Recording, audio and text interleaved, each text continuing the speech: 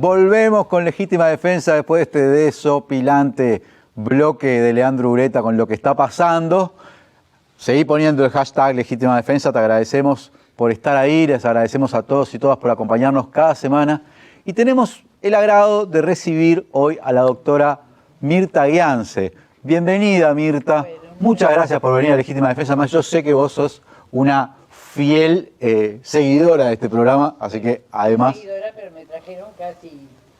Sí, tuvimos que hacer un esfuerzo para que viniera Mirta. Un esfuerzo, pero las circunstancias... Las circunstancias lo ameritan, la verdad, porque es bastante sorprendente. Bueno, no sé si es sorprendente, pero es un proyecto, lo más removedor, este proyecto que presentó Cabildo Abierto de reinstalar la ley de caducidad. Y vos, Mirta, que has sido un emblema en la lucha como jueza penal fiscal. Y como fiscal penal en lo penal y después como presidenta de la Institución Nacional de Derechos Humanos, pero como fiscal fuiste la responsable de muchas de las causas que más sonaron, más llamativas incluso en el juzgamiento de los responsables del terrorismo de Estado. De hecho, creo que hace 10 años fue cuando vos pediste la prisión de Juan María Bordaberry y el canciller de la muerte, Juan Carlos Blanco, creo que en ese caso por el caso del Tobas, El Mar, Guailo y Barredo, ¿no? Que finalmente terminó con Juan María Bordaberry preso. Sí, nunca pensé que volviéramos a hablar de la ley de caducidad. O sea que yo, a mi edad, porque la verdad que jubilada, pensé que eso era un tema liquidado.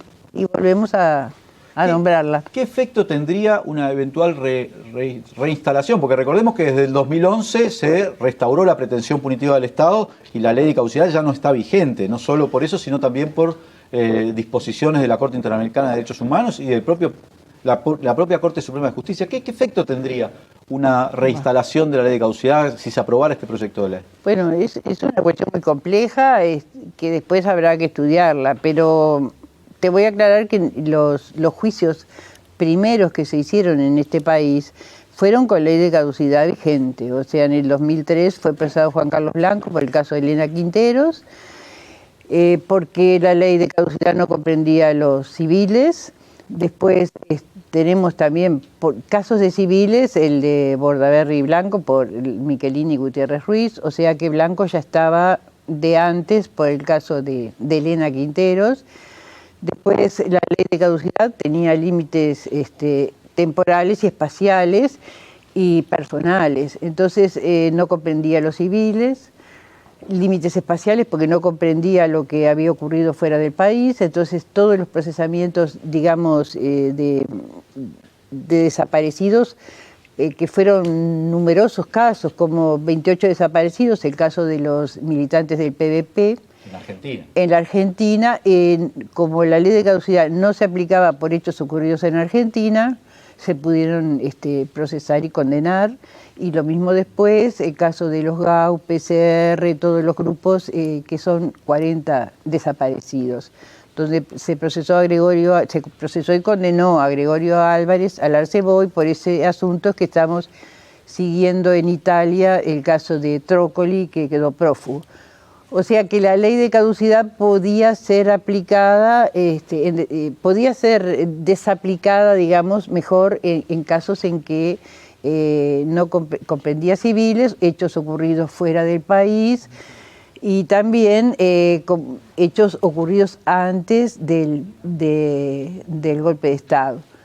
Pero siempre había un tope. Cuando investigábamos hechos, por ejemplo, todos los hechos relativos a los desaparecidos del PVP o de los GAU, siempre teníamos una pata de hechos ocurridos en Uruguay. Claro, porque ellos fueron trasladados en los vuelos de la muerte. Claro, pero por ejemplo, fueron trasladados, por eso se los podía procesar, porque los hechos ocurrieron en la Argentina. Pero después teníamos, de ahí surgía en la investigación, que en la Tablada, por ejemplo, que en distintos lugares había gente y habían pasado cosas que por la ley de caducidad estaban vedadas de investigarse. Pero ya en el 2009, con el caso de Nibia Zabalzagaray, que fue el que la Suprema Corte de Justicia declaró la inconstitucionalidad. Esa inconstitucionalidad la pedí en el 2008, demoró un año el trámite y la sentencia salió en el 2009 Y eso abrió una puerta también, porque después la Corte siguió declarando la inconstitucionalidad de la ley de caducidad en distintas sentencias, pero siempre había que ir primero a la vía de la Corte para pedir la inconstitucionalidad y después proceder. Y recién en el 2011, con la sentencia Hellman, que la Corte Interamericana dio su dictamen, hubo posibilidad de que el Parlamento dictara una norma, que fue la 18.831, que después la Corte declaró inconstitucionales el segundo y el tercer artículo. Pero el primero es el que restablece la pretensión pretensión punitiva. El primero es el que restablece la pretensión punitiva del Estado. Y ahora sale este proyecto de ley que, si lo veo desde el punto de vista jurídico, porque no puedo entrar en nada, no quiero entrar en nada político, es raro, es bastante como, no voy a decir defectuoso, pero de técnica legislativa bastante... Es malo. Es malo.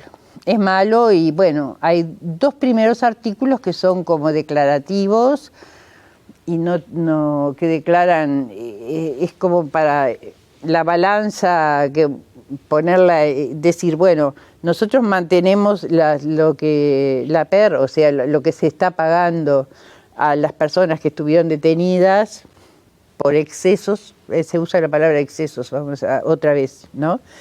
Y habla de todas esas cosas, como que esa ley tiene alguna función en relación a eso y no tiene nada que ver, porque tendría que ir por otro camino. Pero vamos a la parte que tratan de restablecer la pretensión punitiva en un artículo, y en otro artículo hablan de la prescripción, que es el talón de Aquiles, digamos, de los juicios que tenemos que hay en este momento en el país. Porque en este momento lo que se interpreta es que los tiempos de prescripción no corrieron entre la comisión del delito y mientras la ley estuvo vigente hasta el 2011. Mientras la ley estuvo vigente, porque no se podía ejercitar la pretensión punitiva del Estado. Esa es la tesis mayoritaria. Porque si fueran delitos de lesa humanidad serían imprescriptibles. Claro, la tesis yo cuando digo, no quiero ser autorreferencial, pero cuando hacía mis acusaciones siempre usaba los dos argumentos, por las dudas. Sí, el argumento que son crímenes de lesa humanidad y el argumento de que no había corrido el término. Todavía no estaba esta ley, la 18.831, pero sí se podía sostener de que no se había podido ejercitar la pretensión punitiva del Estado en ese plazo. Y es más o menos con lo que está ahora caminando. Hay algunos tribunales y algunos jueces de primera instancia que están aceptando, según leo sentencias, la tesis de que son crímenes de lesa humanidad. Sin embargo, llegando a la Corte, por mayoría, no reciben esa tesis, pero los juicios están más o menos en este momento pudiéndose realizar con la tesis esta de que no corrió el plazo por ese término. Esto es una cuestión que también es bien discutible, porque va a llegar un momento en que el plazo transcurrió, sobre todo ahora que no se admiten los delitos de tortura ni de desaparición forzada, que están en la ley 18.026 de 2006. La jurisprudencia mayoritaria no los acepta, o sea, la Suprema Corte de Justicia no lo aceptaba. Entonces se está optando por, en vez de tipificar tortura, poner abuso de autoridad contra los detenidos. Y lesiones, si pudieron comprobarse, claro, lesiones que hayan quedado secuelas. Y en caso de desaparición forzada se tipifica homicidio. Insistiendo siempre con la tesis de los crímenes de lesa humanidad, que por ahora a nivel superior no camina. Pero volviendo al tema del proyecto de Cabildo Abierto, es bastante dudoso y no quiero adelantarme, porque supongo que habrá gente que lo estudiará, porque la ley de caducidad, cuando se dictó ese artículo, lo que hace es reconocer que, por la lógica de los hechos, que originada en un acuerdo de los partidos políticos con las Fuerzas Armadas, en agosto del 1984 ha caducado la pretensión punitiva del Estado, ¿no? O sea, refiriéndose al pacto del Club Naval. Refiriéndose al pacto del Club Naval. Y ha caducado con respecto a tales y cuales delitos, que en el apuro se olvidaron de poner los civiles, pusieron equiparados y asimilados, pero no pusieron los civiles, por eso Bordaberry y Blanco, por ejemplo, pudieron ser procesados. Y hay que leer nunca pensé que volviera a leer las discusiones parlamentarias, que sería bueno que se leyeran. Es un tema ahora para pandemia, el que esté en la casa busque la discusión parlamentaria, sobre todo en el Senado. Y por ejemplo, las expresiones de Gonzalo Aguirre cuando dice que no estamos, que se está trabajando bajo la presión de los militares y que ellos no van a ir a declarar y que esto no es una amnistía. Se dice claramente en todos los intervinientes que no es una amnistía. Es una cuestión rara. Tampoco podían presentar una amnistía porque 3 meses antes el Poder Ejecutivo había mandado un proyecto de amnistía que fue rechazado. Entonces no podía ser presentado en la misma legislatura. Y estaban trabajando, bueno, no sé si vos eso no te puedes acordar porque eras chiquito, que se trabajó así a todo vapor, día y noche, para poder aprobar esa ley, porque estaba previsto un desacato, los militares no iban a ir a declarar. Con la citación a Gavazo fue aquello, ¿no? La citación a muchos, eran pero muchos. fue Gavazo el que le dijo que era Medina, era el... Bueno, hay unas anécdotas de que Gavazo dijo tal si no me cosa. das la orden, voy y los prendo fuego a todos, ¿no? Sí, hay unas anécdotas sobre Gavazo, pero creo que todo el mundo le tira a Gavazo porque es fácil, pero Gavazo es uno entre muchos, ¿no? Había muchos que estaban en esa misma situación.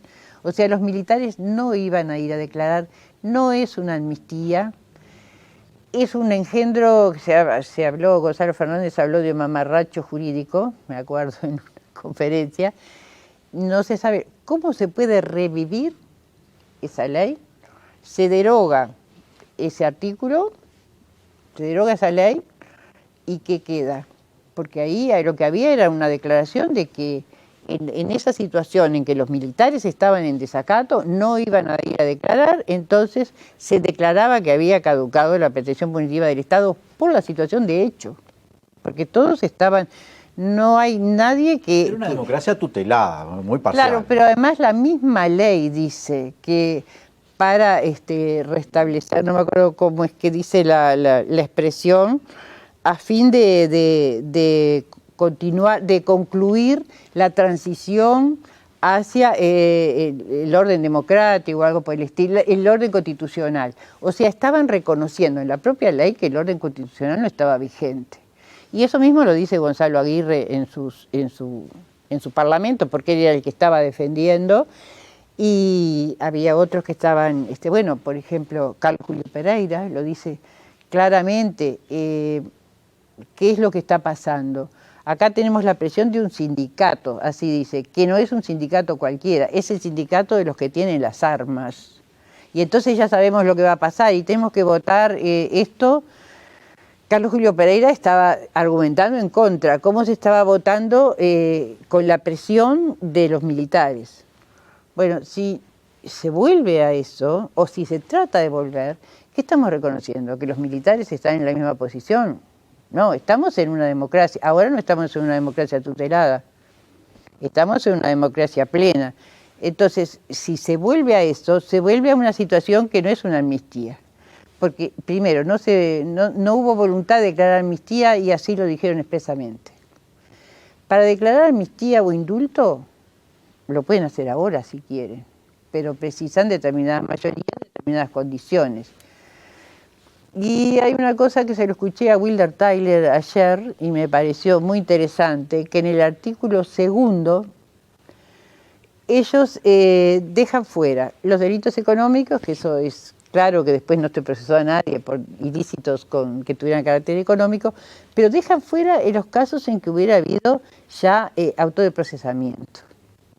En aquel momento no había ningún autoprocesamiento, o sea que eso fue puesto específicamente para terminar el tema. Pero ahora hay mucha gente procesada y condenada. Si reviven la ley esa, quedan adentro todos los que, a no ser que cambie, ¿no? Así con el proyecto Manini, todos los que están procesados y condenados ahora, no cambia su situación. Si ellos tuvieran los votos, ¿no?, para revivir la ley, de todas maneras, el fallo de la Corte Interamericana de Derechos Humanos, en el caso Hellman, ¿no?, que establece, por ejemplo, que no puede haber una ley de impunidad, ¿eso es vinculante con el Estado uruguayo? Uruguay es firmante desde el año 85 Sí, de todos los tratados. es vinculante. Como verán, hay una especie de encierro en esa ley de que vamos a aplicar solo la ley nacional y unas cosas bastante raras. Pero no necesitamos ir a la sentencia Hellman. Con ir a la sentencia 365 de 2009 de la Suprema Corte de Justicia. Caso de Nibia. El caso de Nibia. En el caso de Nibia, la Corte claramente dice que esa ley es inconstitucional, pero es inconstitucional primero porque invaden las competencias del Poder Judicial. O sea, hay un órgano que es el Poder Ejecutivo que dice cuándo el Poder Judicial puede actuar y cuándo no puede actuar. O sea, que inhibe al Poder Judicial de actuar, y eso es abiertamente inconstitucional porque vulnera el principio de separación de poderes. O sea que esa ley, así como se restableciera ese artículo, inmediatamente caería por inconstitucionalidad manifiesta. Eso lo ha dicho la Corte. Y por otra parte está en la misma Corte el argumento de que Dana Veces fue ratificada por la voluntad popular, no podía ser ratificada de ninguna manera. Porque es la propia Corte la que dice que no es plebiscitable. Sí, la Corte dice que cita a Ferraioli y dice que eso está en la esfera de lo no decidible. O sea, hay derechos que son indisponibles, como están metiéndose en la separación de poderes y además conculcan determinados principios de derechos humanos que no son de recibo y que están más allá de lo que puede decidir un legislador. Tendrían que haber modificado la Constitución. Y bueno, la Constitución para modificarla tiene hay 3 procedimientos, pero todos son que requieren, además después ratificación por la voluntad popular, pero es reforma de la Constitución, no una ley común y corriente. O sea que ese es un coto reservado a la ley. Eso es lo que dice Ferraioli, la esfera de lo no decidible. O sea que son derechos fundamentales que no pueden ser, justamente se ponen en las constituciones para que las leyes comunes no las puedan modificar, porque las mayorías no pueden modificar determinadas cosas que están en la Constitución, y eso es lo que hace que haya principios que son intangibles porque están ahí, y justamente la Constitución prevé mecanismos bien complejos para modificarse. Y la Corte pone el ejemplo en esa sentencia, en la 365 del 2009, de que, por ejemplo, si se plebiscitara la pena de muerte, alguien hace una ley en la que pone la pena de muerte, hay un plebiscito que lo aprueba, de cualquier manera sería inválido porque la Constitución prohíbe la aplicación de la pena de muerte. Y acá sucede más o menos lo mismo, porque hay derechos indisponibles que los cuales el legislador no podía haber entrado. El principal es la separación de poderes. Mirta, ya sé que un proyecto de esta naturaleza preocupa a todo el mundo, pero ¿te preocupa la reacción política que tuvo el oficialismo con esto? Porque hubo gente dentro del oficialismo que dijo que estaba dispuesto a discutirlo. Claramente el presidente dijo que él no sé qué dijo que no estaba dentro del compromiso por el país. Él no dijo nada en realidad, dijo no está dentro del compromiso, pero no se pronunció en un sentido o en otro. Hay algún senador como Penades que se manifestó como dispuesto, pero hay opiniones que vi, Twitter es mi fuente de información. Sí, vos sos una tweet star, digamos. Y bueno, es jubilación, pandemia. Bueno, no, es una fuente de información válida porque te remite a los medios de prensa. Pero yo creo que, por ejemplo, me pareció muy atinada la posición de Ope Pasqué y no creo que haya En el Partido Colorado, por ejemplo, hay sectores que no la van a votar, que se manifiestan de que no está en lo que hay que discutir en este momento. Y después hay otra serie de cosas en ese proyecto que tienen que ver con la prescripción. Que la prescripción en realidad en este momento es el talón de Aquiles, porque si bien hay algunas construcciones jurídicas para ir llevando hasta que se termine determinados plazos, en un momento se va a terminar. Y no falta tanto, ¿no? Porque esto ya tiene como 10 años. Yo no he sacado de las cuentas, pero no quiero ni sacarlo. Yo había sacado de la cuenta, me acuerdo, hace tiempo, antes de salir de esta ley de la 18.831, que fue dictada después de la sentencia Hellman. En realidad, habría que acatar lo que dice la Corte Interamericana, y en general todos los países que tenemos, que tienen un desarrollo, muchas veces Uruguay se precia de tener un desarrollo jurídico y jurisprudencial muy importante, y sin embargo somos casi como una isla, porque el tema de considerar los crímenes de lesa humanidad se da en Argentina, hasta en Perú, caso Fujimori. Me acuerdo de haber citado la sentencia de Fujimori para Uruguay, y una sentencia de Perú. En Uruguay no se recibían esos argumentos. O sea que por ahora en la Corte no tenemos mayoría. Muchas gracias, Mirta, por habernos acompañado. Ha sido un placer. Igualmente. Querida y admirada. Ay, no, lo de admirada no lo digas. Bueno, pero es la verdad, porque es un emblema. Bueno, pero voy a agregar que, digo, esto me parece un anacronismo, ¿no? Y bueno, haber venido acá con mi edad y mi jubilación da cuenta de que Uruguay como que viene en retroceso, ¿o no? Sí, igual es el aspecto positivo de esto, la posibilidad de que vinieras acá. Bueno, muchas gracias, Mirta, por haber venido. Gracias a todos ustedes que nos están mirando. Vamos a un corte. Seguí poniendo el hashtag Legítima Defensa. Vamos a un corte y enseguida volvemos con más Legítima Defensa.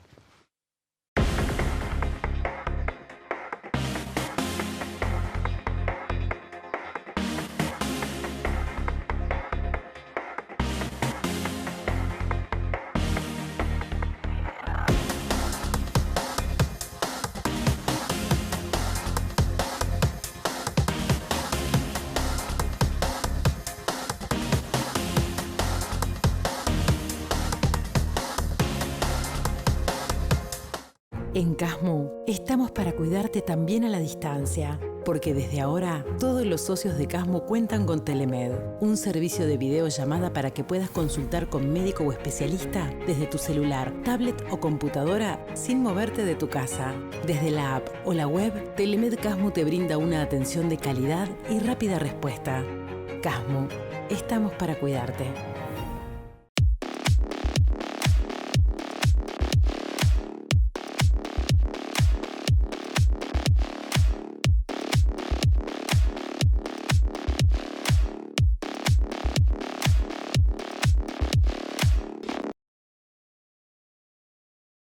Firma Digital Habitat es una plataforma para que todos los usuarios puedan subir, firmar y enviar documentos con la misma validez que la firma presencial, garantizando que todos son quienes dicen ser. Solicitala sin costo en nuestra web e identificate por única vez en cualquiera de nuestros locales para poder firmar desde donde estés. En Habitat, hoy más que nunca, te hacemos la vida más fácil.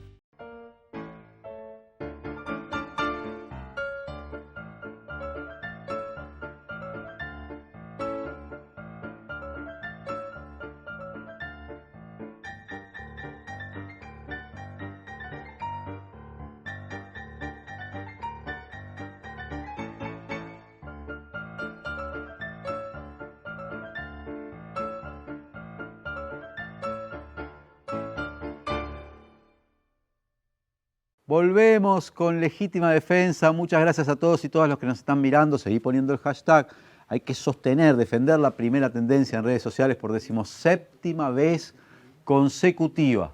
Tenemos el agrado de recibir al presidente de la Institución Nacional de Derechos Humanos, el doctor Wilder Tyler, en un contexto que permíteme decir, me parece que se complicó el relacionamiento entre la Institución Nacional de Derechos Humanos y el Poder Ejecutivo, ¿no?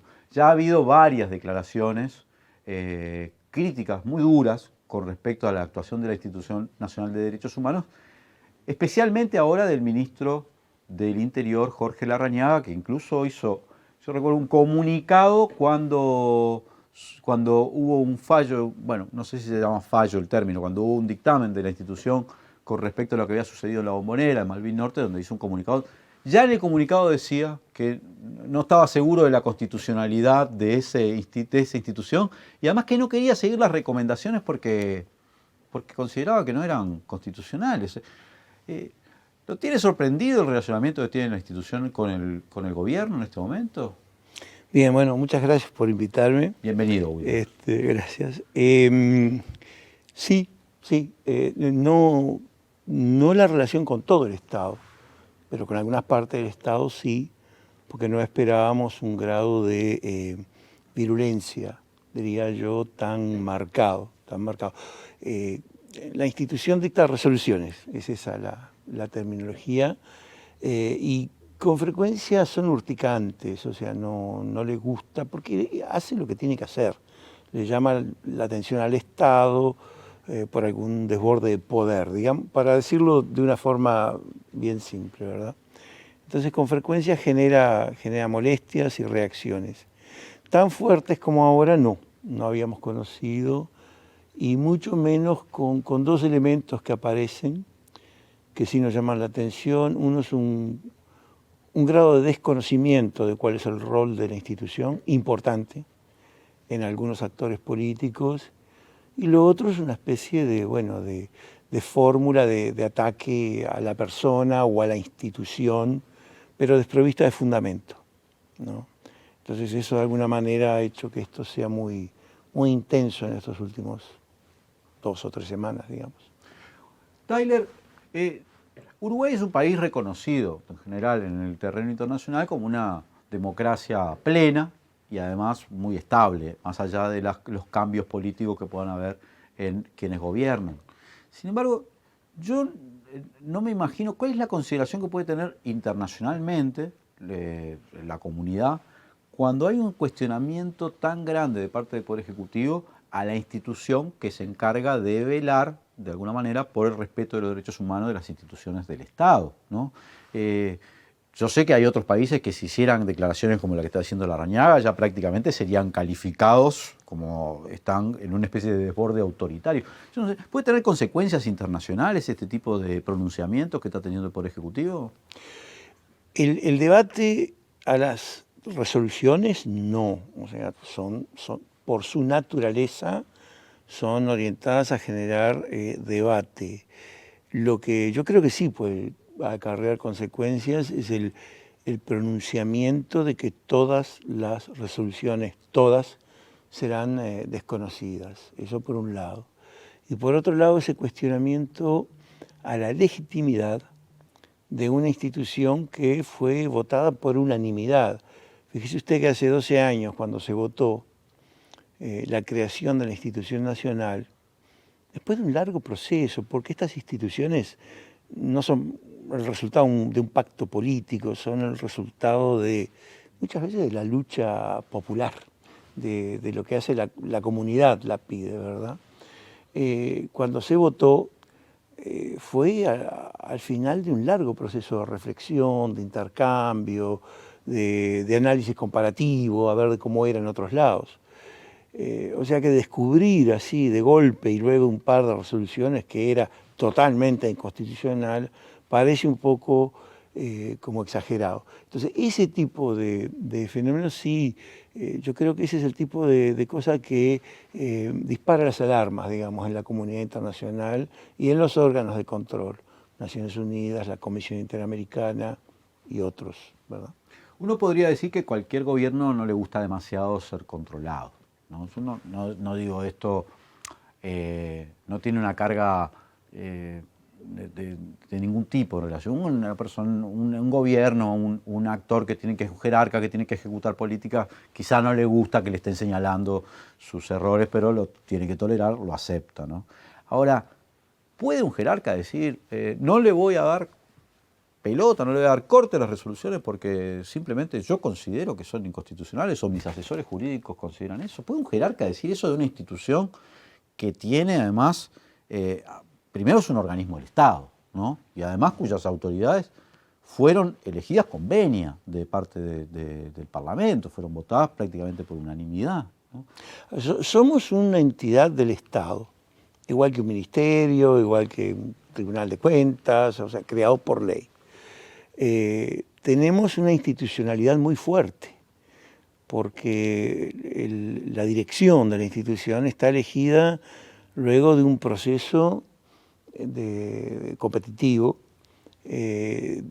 con un escrutinio bastante pronunciado, hay entrevistas, nuestros CV se publican, hay llamados públicos, incluso se puede oír a quien cuestione las credenciales de algunos de los miembros, y en general nuestros pronunciamientos son bastante técnicos, hay un esfuerzo, entonces si puede decirlo, bueno, puede en la medida que lo hace y se acabó, no debería.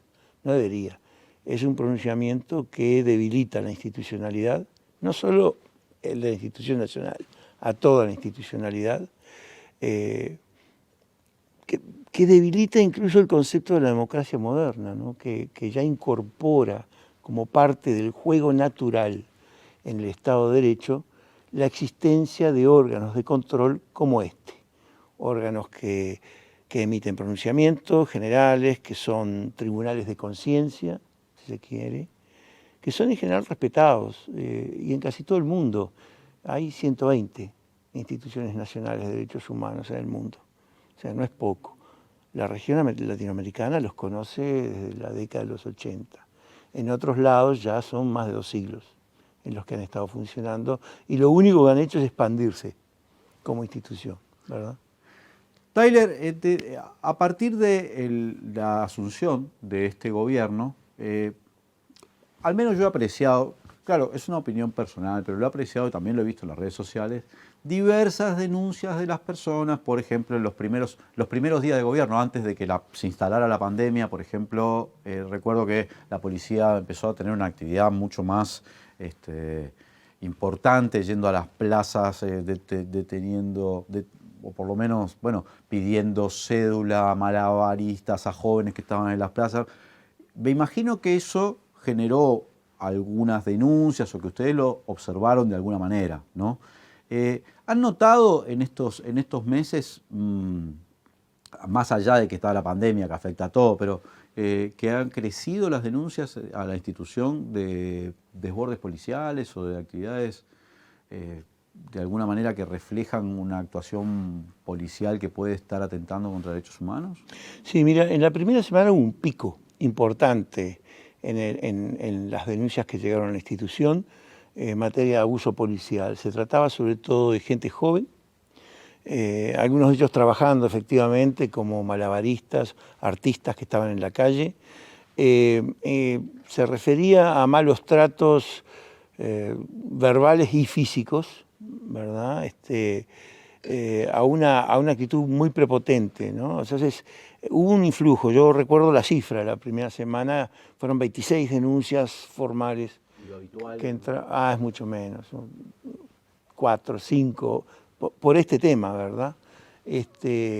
Sí, más que se cuadruplicó, recuerdo eso. Nosotros en ese momento no alcanzamos a pronunciarnos, o sea, lo que pasó fue que la gente hablaba con los medios, como es natural, y eso generó una de las primeras reacciones en el Ministerio del Interior. Después bajó un poco esto. La sensación anecdótica que yo tengo es que hay un incremento de las denuncias por la actividad policial. No tengo la estadística todavía, pero la vamos a tener pronto porque además la hemos pedido. Igual 6 meses no nos da como para extrapolar todo, pero sí hay un aumento, hay una inquietud mayor, hay temor. La gente viene a consultar con mucha más frecuencia sobre si tal cosa es legal o no respecto de los derechos humanos, y evidentemente hay un clima más crispado en esta materia y está en el discurso público, ¿verdad? Y ahí hay un dato que creo que es importante, porque además una de las cosas que se ha dicho es, a ver, se ha querido asociar a la institución a la criminalidad, o sea, lo que se dice es prácticamente están apoyando a los criminales en vez de apoyar. La gente que viene a denunciar situaciones en la institución son gente que no ha ido presa, están libres, vienen precisamente porque de pronto fueron llevados a un juzgado y se los deja salir prácticamente sin consecuencias. O sea, recibimos bastante gente joven, gente en situación de calle también que nos hace denuncia. Sí, yo creo que hay una tendencia que es preocupante en esta materia, que es preocupante y que está reflejada en todo este debate que tenemos actualmente. ¿Y ustedes esperaban de esto de alguna manera, porque cuando estuvo en debate la ley de urgente consideración, también la institución tuvo algunos pronunciamientos críticos en relación con algunas partes de la ley? ¿Esperaban que pudiese, tal vez por la nueva legislación que se aprobó en ese contexto, suscitarse hechos que bueno, pusieran en duda que se estuviesen respetando los derechos de las personas? ¿Cuándo se dio el cambio de gobierno? No. En ese momento estábamos expectantes, pero no sabíamos lo que venía. Desde que se aprobó la LUC, como la LUC contiene un paquete de debilitamiento de garantías, de todo tipo, ¿verdad? Pero fundamentalmente de las garantías más importantes al momento de la detención. Hay una profundización punitiva también, que tiene que ver tanto con la creación de nuevos delitos, algunos de ellos que afectan mucho la interacción cotidiana entre el ciudadano y la autoridad, ¿verdad? El tema del respeto a la autoridad, el tema de la resistencia al arresto, o sea, las nuevas criminalizaciones que generan fricción. Entonces, a partir de la LUC, sí, nosotros en realidad hemos dicho en el Parlamento, con los 3 documentos analíticos que sacamos sobre la LUC, donde se trataban los 113 artículos de la LUC que tratan temas muy cercanos a los derechos humanos, dijimos que era un producto que definitivamente iba a generar más tensiones sociales, que iba a generar rispideces entre la comunidad y las fuerzas del orden, las fuerzas encargadas de hacer cumplir la ley, que debilitaba garantías y que podría llegar a generar violencia. En los últimos días, incluso en las últimas semanas, tengo referencias, por ejemplo, de un caso de un hombre en Maldonado que en la puerta de su casa fue perseguido por la policía y le dieron la orden de detención, pero estaba llegando a su casa, entonces se estacionó en su casa y baja, y la policía, bajo el argumento de que no se había detenido, que había sido una especie de intento de fuga, lo reduce en su casa, lo detiene. Es una situación que él me dijo, a mí yo hablé con él que lo había denunciado, lo iba a denunciar a la Institución Nacional de Derechos Humanos, pero además también en las últimas horas hay el testimonio que salió incluso en alguno de los noticieros de una persona que dice que nuevamente allanaron en la Ciudad Vieja, creo que fue, su casa de noche, la policía, en el marco de operativos. Este tipo de cosas, ¿no? A mí me preocupa mucho que este tipo de cosas se estén repitiendo, se estén dando y que a la vez, simultáneamente, se esté produciendo ese discurso de que la institución es una especie de comité de base, en esos términos, ¿no? E incluso recuerdo en alguna intervención en la media hora previa del Parlamento gente que decía, bueno, vamos a avanzar sobre esta institución prácticamente. ¿Hay posibilidades que en el Parlamento se discuta la existencia de la institución? ¿Ustedes observan la posibilidad de que se empiece a discutir la propia existencia de la institución? Yo espero que no, sería un mensaje regresivo tremendo en cuanto a los progresos y al desarrollo democrático del país. Esto no tiene que ver con un gobierno, tiene que ver con la sociedad y tiene que ver con el Estado. Pero hay una cosa que me preocupa a mí, esos episodios acumulados son serios y hay que analizarlos y cada uno de ellos merece estudio. A mí me preocupa el mensaje asociado a ellos, el mensaje que falta. Mira, te doy un ejemplo. ¿Recordás unos casos de corrupción que hubo hace poco en la policía? ¿Cuál fue el mensaje que salió de las más altas autoridades? Caiga quien caiga, iremos hasta el fondo, cortaremos hasta el hueso.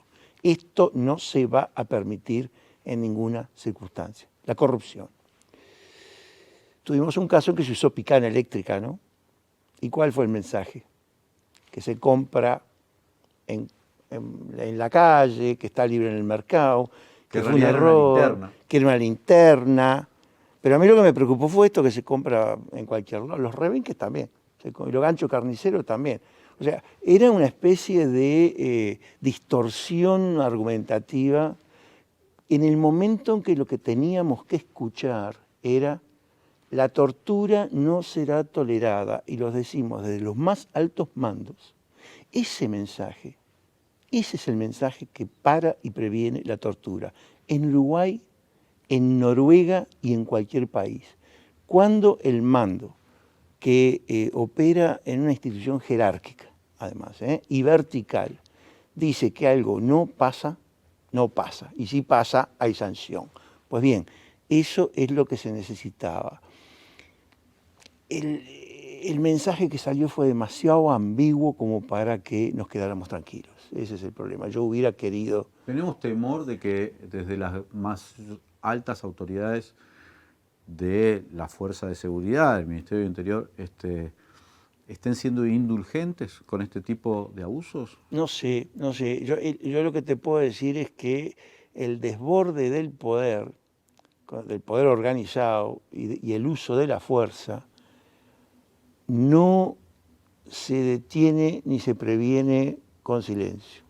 Eso requiere una política constante, perseverante, en el que el mensaje se hace llegar de manera permanente. Está la formación de los cuadros, que es muy importante, la formación del personal encargado de hacer cumplir la ley, pero además de eso está la actitud del jerarca. El jerarca que puede siempre apoyar a la fuerza, porque de nuevo viene con la verticalidad, pero que al mismo tiempo tiene que marcar cuáles son las líneas rojas, aquellas que no se pueden traspasar en ningún momento. Ese mensaje, esa falta de mensaje, es lo que nos está preocupando mucho hoy. Muchas gracias, doctor Wilder Tyler, por haber venido, por habernos acompañado. La verdad que es preocupante realmente, porque si esa línea roja falta, bueno, esperemos que sea una omisión y no algo deliberado, pero lo cierto es que a la misma vez se está cuestionando la propia institucionalidad. Eso es verdad también. También preocupa, y mucho. Bueno, muchas gracias, doctor Tyler, por habernos acompañado. Gracias a todos y todas los que nos están mirando. Sigan poniendo el hashtag Legítima Defensa. Vamos a un corte y enseguida volvemos con más Legítima Defensa. La nueva norma que está siendo discutida en el Parlamento restringe el derecho de la población frente a los conglomerados dueños de los medios de comunicación. Permite, sin tapujos, una mayor concentración de poder por parte de los mismos dueños de siempre, que además ya no tendrán que pagarle al Estado por el uso de las licencias que son del Estado, o sea, de todos nosotros. Tampoco habrá más publicidad gratuita para la campaña de bien público. Recientemente se aprobó un decreto que aumenta el tiempo de publicidad en los canales, tiempo que está regulado por la Ley de Servicios de Comunicación Audiovisual, y se eliminan los artículos que protegen a los sectores más vulnerables de la sociedad. En resumen, la ley de medios fue redactada en conjunto con Andeu, la cámara empresarial que representa a los dueños de los grandes medios de comunicación.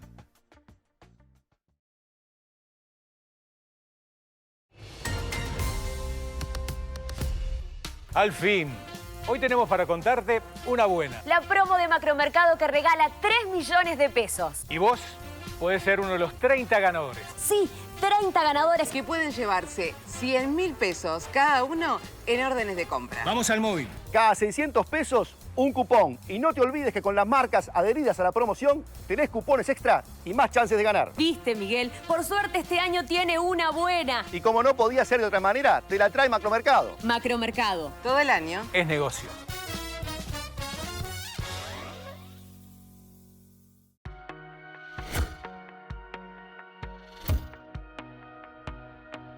Existir Sociedad Anónima es el único importador oficial de repuestos para camiones Jack. Trabajá tranquilo con repuestos originales y vení a visitarnos en nuestra nueva planta de la Ruta 1, kilómetro 28500. Volvemos con Legítima Defensa. Seguí poniendo el hashtag Legítima Defensa porque tenemos que lograr ser primera tendencia. Pero dijeron que estaba primera Lali Espósito. Hay que seguir poniendo el hashtag legítima defensa. Gracias a todos y todas los que nos están mirando desde Uruguay, desde todo el país y también desde todo el mundo, porque nos mira mucha gente de Uruguay, uruguayos y uruguayas que están en la diáspora. Muchas gracias por acompañarnos desde el 15 de mayo. Tenemos el agrado de recibir, a la hora sí, intendenta de Montevideo, Carolina Cose. Bienvenida, Carolina. Bueno, un gran gusto estar acá y seguro que van a ser tendencia. Sí, estoy seguro. Ya somos tendencia, pero me dijeron lo de Lali, es difícil hablar de Lali, pero vamos a intentar. Felicitaciones, Carolina. Felicitaciones por este triunfo, por esta responsabilidad que ahora además tenés que asumir y que yo diría que prácticamente desde el día domingo, desde que se conoció el resultado, ya asumiste una agenda muy intensa, porque rememoro, seguramente me estoy olvidando de alguna, pero inicia con un encuentro con Tabaré Vázquez en su casa, te reuniste también con el intendente electo de Canelones, Yamandu Orsi, te reuniste con los últimos 4 intendentes del Frente Amplio, Arana, Ricardo Ehrlich, Ana Olivera y Daniel Martínez. Con el rector. Con el rector de la universidad. Con el PIT-CNT. Con el presidente de la República. Exactamente. Y además has estado por todos lados, ¿no? La verdad que has tenido... Y no sé si ya te reuniste con los alcaldes, con las coordinadoras del Frente Amplio de Montevideo. Las dos, los alcaldes, con todos los alcaldes electos y alcaldesas el lunes. Y las coordinadoras, ya empezamos con varias la semana que viene y la otra, como para... Voy a reunirme con las coordinadoras por municipio, ¿no? Y en 2 semanas reunirme con todas. ¿Pensás llevar, por lo menos ahora en este plan, una especie de doble actividad? O sea, la preparación de la gestión municipal, pero también enfocarte en lo que vendría a ser la base política, porque las coordinadoras es reunirte con las estructuras del Frente Amplio, ¿no? Con la base social del Frente. Sí. ¿Eso es podría ser una tónica de tu gestión o vas a hacer una distinción más clara entre, digamos, la organización política y la gestión municipal? Lo que pasa es que yo no separo política de gestión, ¿verdad? Bueno, bien. Felicitaciones. Gracias. Era necesario que alguien empezara a reunir, porque solo gestión queda como una cosa... No, para eso ponemos hacemos un algoritmo, digamos, y dejamos que administre.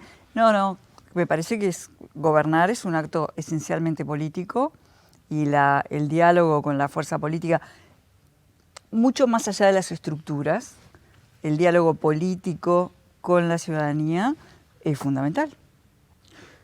Carolina, ¿cuál es tu evaluación, así, digamos, tu evaluación general del resultado de las elecciones departamentales? Mirando, yo sé que está el departamento de Montevideo, pero vos tenés una mirada política de todo el país y sos consciente de lo que había sucedido en octubre, en noviembre y de lo que ha pasado en estos meses con esta elección atípica, corrida varios meses por la pandemia. ¿Cuál es tu evaluación?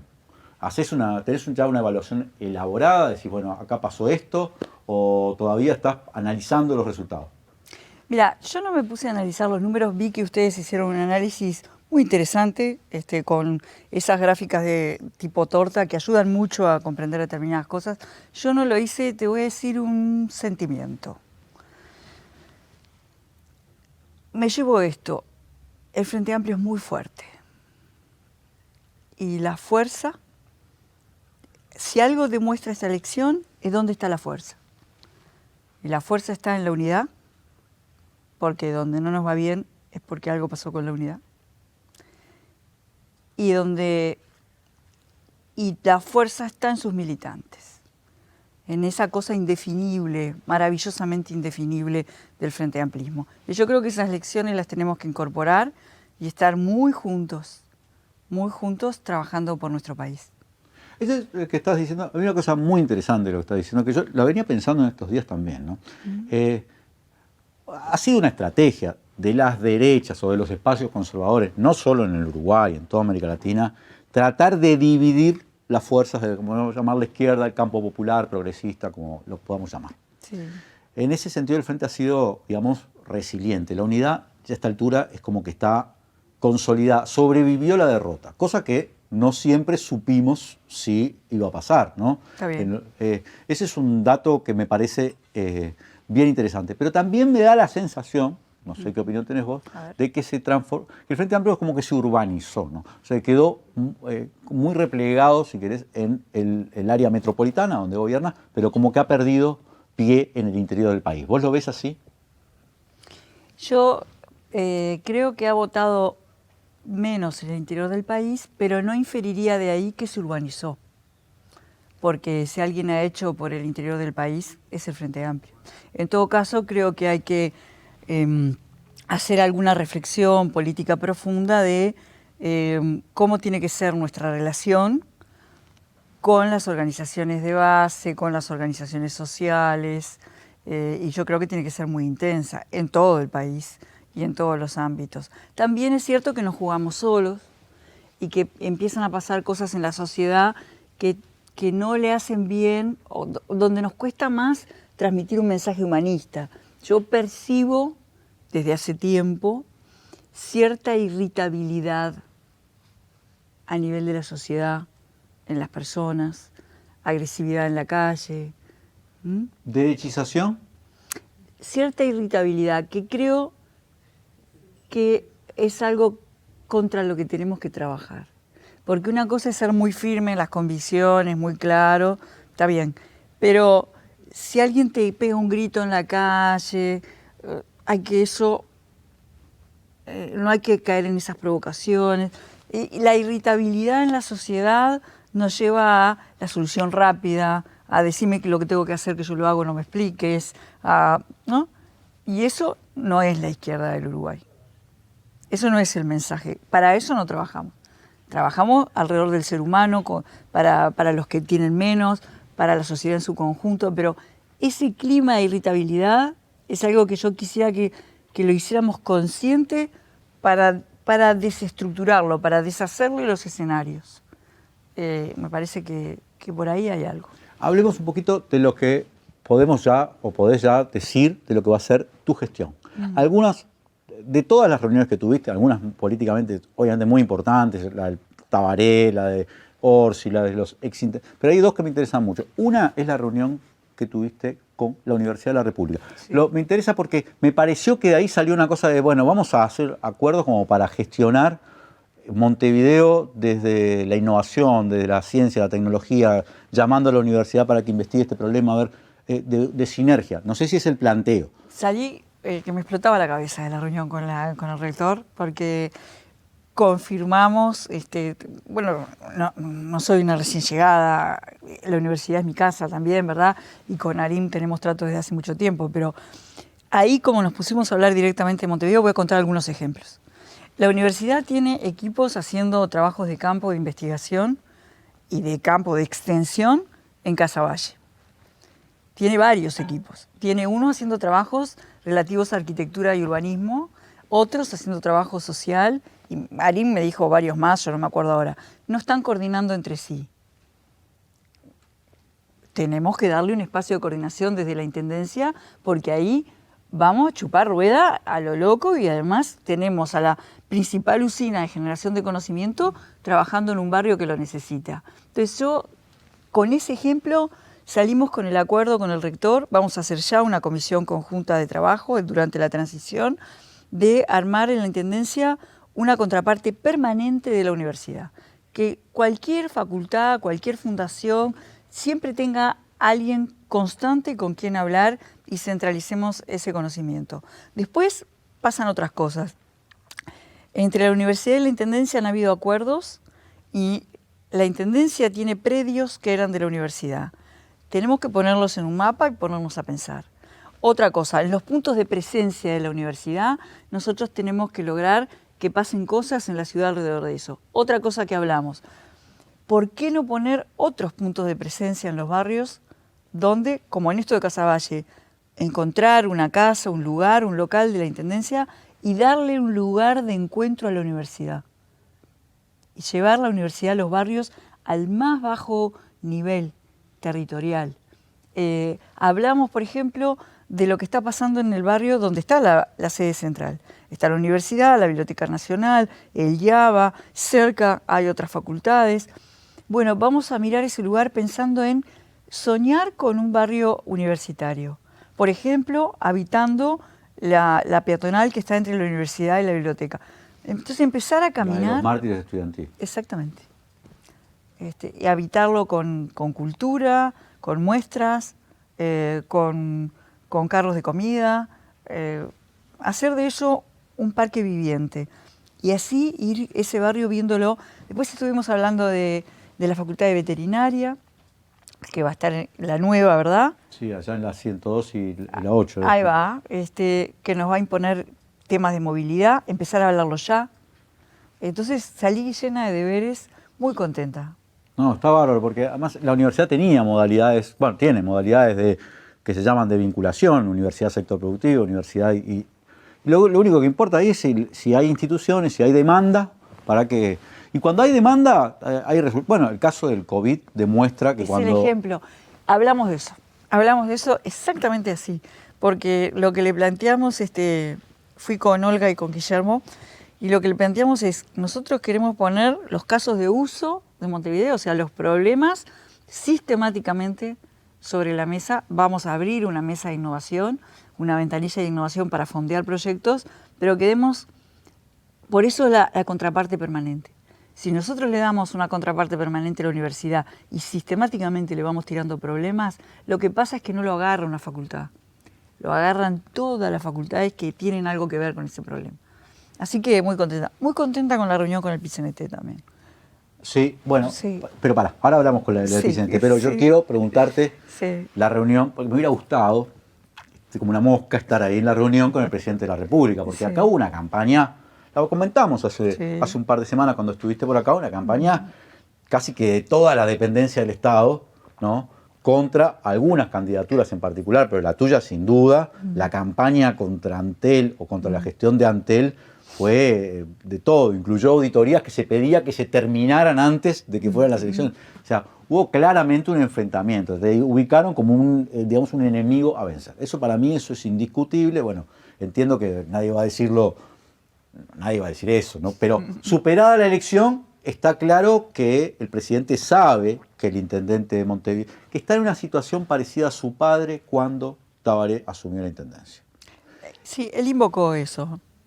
¿Y a vos qué te parece eso? Porque también te deja en un lugar que no es cualquier lugar, ¿no? En la historia de este país. No es cualquier lugar. Yo voy a aprovechar cualquier espacio, cualquier parcela que nos permita avanzar en Montevideo para el bienestar de las personas. No voy a desperdiciar nada. Y si tengo una rendija de diálogo con cualquiera para llevar adelante el programa del Frente Amplio, la voy a aprovechar. El problema en el diálogo no voy a ser yo nunca. ¿Es cierto que acordaron una especie de teléfono rojo, le voy a llamar? No, ¿por qué rojo? Y porque me acuerdo del teléfono rojo entre Nikita Khrushchev y... Teléfono rosa. ¿Un teléfono rosa? ¿Arreglaron un teléfono rosa de contacto directo? Arreglamos tener contacto fluido y sin intermediarios. Bien, está bien. Es como hay que hacer. O sea que vos viste que al presidente de una actitud, digamos, constructiva. En esta tu primera impresión. Sí, seriamente institucional. Seriamente institucional. Ahora contame de la reunión con el PIT-CNT, porque me imagino que esto también se conecta con tu planteo de que la izquierda tiene que estar en contacto con el movimiento social. Sí, fue una reunión no muy larga, porque era justo un día que me habían puesto una reunión por hora, que quiero decirle a la gente que nos está viendo que cuando me ponen una reunión por hora no tienen en cuenta los traslados, lo cual me presiona un poco. Creo que eso la semana que viene lo tenemos resuelto. Y era un día que no pude estar ni siquiera una hora con el PIT-CNT, entonces fue una reunión, pero como muchos ya me conocen, fue una reunión muy intensa. Entonces, por ejemplo, hablamos de trabajo. Y como en la campaña yo he dicho, y es lo que vamos a hacer, 3 pilares: limpieza, movilidad, trabajo, atravesado por innovación, cultura y participación. Como he insistido mucho con que Montevideo genere trabajo, lo que acordamos fue tener una próxima reunión, esa sí va a ser larga, de 2 horas creo yo, seguramente esta semana no, la otra, para que nosotros le podamos exponer todas las iniciativas que pensamos que el gobierno de Montevideo puede tener para mover un poco el mercado de trabajo en Montevideo, para generar actividad, con el objetivo de que eso sea como un documento mártir, como que realmente están interesados y yo quiero contar las cosas que hemos pensado y que ellos nos critiquen, nos sugieran, nos corrijan. Y lo otro que fuimos a plantear, que hicimos acuerdo, es que yo quisiera tener un contacto sistemático con el PIT-CNT. O sea, no que sea esta visita y después una dentro de 6 meses. Hay que encontrar la temporalidad, pero tener periódicamente reuniones para hablar estas cosas de estrategia, ¿no?, alrededor del trabajo, que me parece que es central. Carolina, vos asumís el 27 de noviembre, ¿cierto? Sí. ¿Cuándo inicia esta especie de plan de emergencia que propusiste en la campaña o que te planteaste? Tan pronto como podamos, porque en esta transición que empezó hace unos días, hace 4 días, lo que vamos a ir haciendo es ir avanzando en su aterrizamiento, ¿verdad? Tan pronto como podamos. Carolina, vos porque quiero que la gente, o sea, quiero saber cuál va a ser tu estilo de gestión. Yo sé que esto es como uno se lo imagina y después la realidad es la realidad y va ajustándonos, pero ¿qué te imaginas? ¿Estar ahí en el Palacio Municipal o recorriendo el territorio? ¿Cómo te imaginas que va a ser tu gestión? Así, ¿vas a tratar de meterte en el territorio de contacto con los alcaldes, con los municipios, ¿no? o bueno, no sé? ¿Cómo imaginas tu gestión? ¿Te la imaginas ya? Sí, me la imagino porque ya la he hecho, como lo hice en Antel. Sí, me la imagino. Me imagino trabajando mucho con un equipo muy grande, planificando, bien planificado, pensando y masticando las cosas y conversando mucho con la gente, yendo a chequear al territorio si está bien por donde vamos, pidiendo opinión, haciendo fácil la participación, haciendo consultas públicas fáciles, que sea fácil participar y yendo a devolver nuestra visión. O sea que voy a estar en 18 y Ejido planificando y yendo a chequear esa planificación en los territorios. No me imagino quieta en un lugar. ¿Le planteaste algo al presidente, porque esto me olvidé, de la unidad agroalimentaria? Sí, hablamos de eso. ¿Y? Yo creo que se van a encontrar caminos de solución. ¿Que ese artículo se cae? Vamos a ver, no entramos en los detalles de cómo se soluciona. ¿Pero te pareció que se va a solucionar ese diferendo, que no es nada menor? Me pareció que sí. Ah, bueno, esa es una noticia muy importante. ¿Qué papel pensás? No sé si pensás un papel o si esa reunión que hiciste con los exintendentes es una reunión como, bueno, casi como un homenaje a ellos, o si pensás que cumplan algún papel.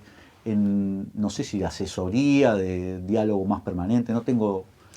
Bueno, a todos los conozco desde hace mucho tiempo. Sí. Ricardo Erlich fue mi jefe. También fue el mío. Mira vos. En la Facultad de Ciencias, ¿no? En la facultad. No, la idea era... Gran jefe, además. Gran jefe, sí. Por un lado era un homenaje al Frente Amplismo. Y por otro lado era expresar mi total apertura a que me corrijan, me anuncien, me avisen, me sugieran. Y verdaderamente.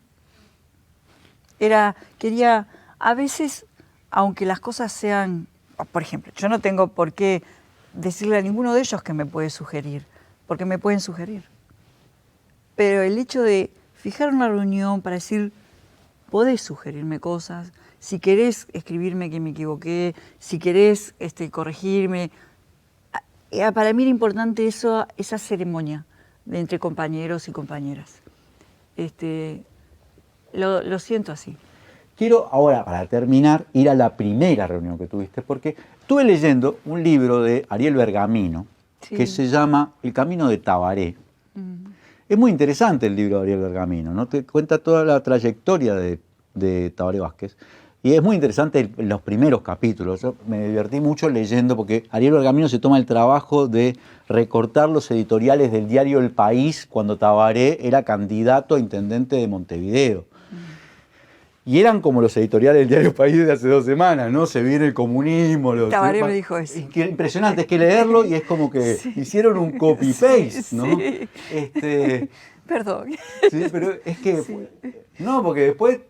después la gente dice, pero ¿cómo puede ser? Pero si, léelo, porque en el libro ese de Ariel Bergamino... Resiste en archivo. Impresionante. Ahí habla la coherencia histórica, ¿no? de un diario que ha apoyado siempre las peores causas, ¿no? Quiero decirte que esa reunión es una reunión que duró varias horas, muy importante, me imagino yo, y que no me imagino que haya sido una reunión simplemente de felicitaciones y No. me imagino que es una reunión donde incluyó una charla política muy profunda. Además, Tabaré es un tipo que tiene un pensamiento muy profundo. ¿Cómo fue esa reunión y qué es lo que podés contar de ella, ¿no? Más allá de que, bueno, todos vimos la foto, todo, ¿no? Sí, claro. Sí, fue una reunión muy buena. Yo estoy acostumbrada a tener, a ver, tuve el honor de ser ministra y de conversar muchas cosas y de trabajar con Tabaré. Y esta reunión fue una reunión profunda, hablamos de qué es ser de izquierda en el siglo XXI, hablamos de cómo enriquecer la concepción de humanismo. Él me comentó, y yo coincido, que la pandemia ha trastocado algunos ejes obvios que se daban como por hechos de la economía mundial, y también en determinada medida que el concepto de que de la economía surge la política o surgen las necesidades políticas. Y creo que en esta pandemia quizás la necesidad de políticas surge de otro lado. Surge del lado del humanismo, de la salud, del medio ambiente, ¿no? Hablamos mucho rato de eso. Bueno, por ahí. ¿Te gustó el meme de Bolchevideo? No lo vi, pero me hace mucha gracia. Es una guasada. En Argentina fue sensación. ¿Ah, sí? Sí. Bueno. Fue viral. Mirá vos, sí. Bueno. Somos dos pueblos diferentes.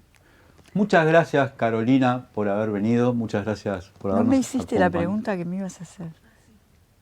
Ah, no, es verdad, te me olvidaba. Porque justo estábamos hablando de... Quiero saber, Sí, ahí va. Te pido cuando que me- fuiste a la... Porque la casa de Tabaré, en la calle Bullenthal, Sí. tiene una escalerita ahí, una Sí. escalinata, Sí. una preciosa escalinata. Entonces, cuando subías la escalinata, se vio que estabas con un zapato, taco alto, con un que tiene un rojo abajo. Preciosos son. Sí, pero alguien lo googleó y dice que es Louis Vuitton. No, en absolutamente no. Son de Marie Madá. ¿Qué me están diciendo? O sea, el precio. Son de Marie Madá, que queda atrás del mercado agrícola, que se los recomiendo porque es excelente. ¿Nos pondrá pauta María Madá? Ojalá. Marie Madá tiene unos zapatos pero impresionantes. Fui con unas amigas, estaban de liquidación y me costaron 2.200 pesos. No 800 euros. No. Hay gente que se fija en eso, ¿no? Yo nunca Sí. se me hubiera ocurrido. A mí me gustan fijarme los en zapatos y me compro los zapatos en las liquidaciones. Bueno, muchas gracias. Generalmente fuera de temporada. Muchas gracias, Carolina Cose, por esto de Marie Madá lo voy a anotar porque realmente capaz que se suma y pasa a ser un anunciante de este programa. Sí.